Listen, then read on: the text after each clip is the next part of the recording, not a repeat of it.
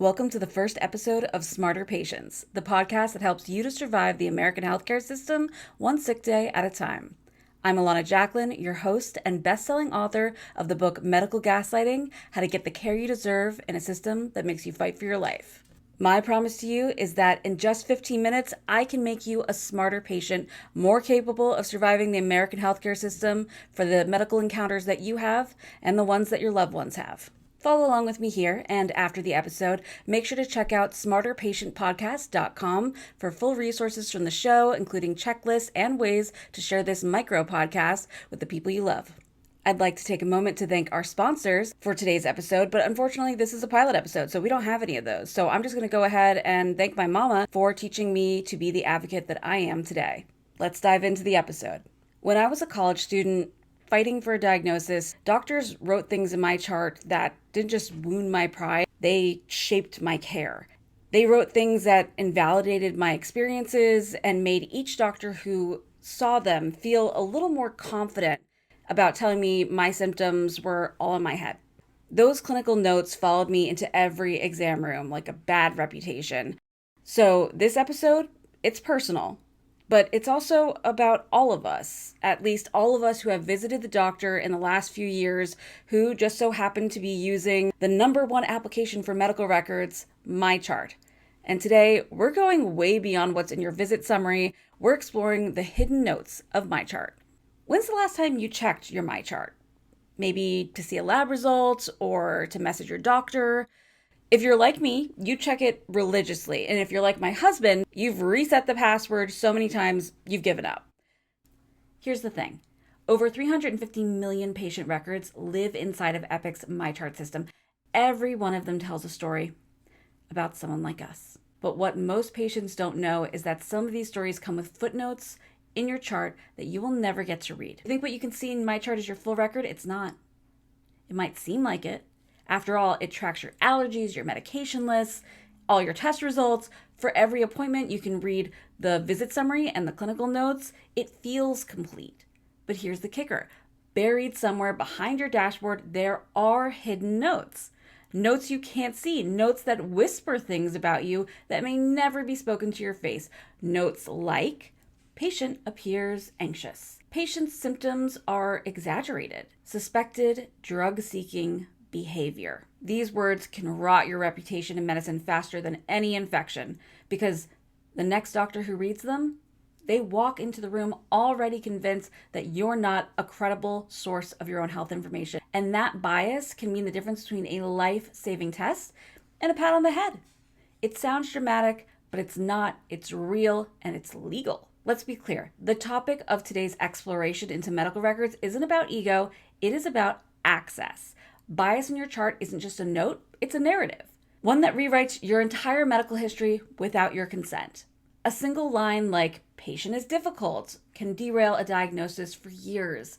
A hidden psychiatric red flag can make ERs triage you slower. A false note about non-compliance can get you kicked out of a doctor's practice. When I was younger, I never thought twice about how I reported my symptoms or filtered my responses when it came to describing what was happening to my body and what was happening in my life. Everyone was meant to help me, right? Like, as long as I was polite and forthcoming, why did it matter what was written in my notes about me? I was telling the truth. I wasn't causing scenes and I was engaged in my own care, but I should have checked my file a lot sooner. The medical system is built to filter, and your chart is often the loudest voice in the room, and it is not yours. Every clinical note, hidden or not, helps to sort and organize you into different types of patients, right? Those who deserve help, those who don't, and those who are just probably hysterical women.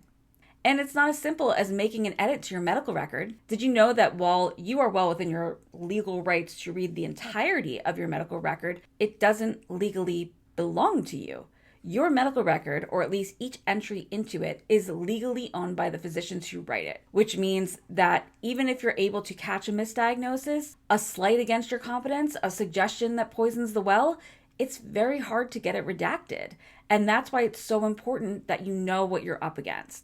Remember, when a healthcare provider dismisses or ignores your symptoms, failing to test or treat you while blaming your symptoms on stress or a vague mental illness without doing the proper test to confirm it, That is called medical gaslighting. And this is what medical gaslighting looks like on paper. It is tidy, it is coded, it is polite. And it can follow you from doctor to doctor like a scarlet letter. Here's the good news. Like I mentioned, those hidden notes, you are legally entitled to see them. Under HIPAA, you have the right to view your entire medical record, not just the parts that conveniently appear online.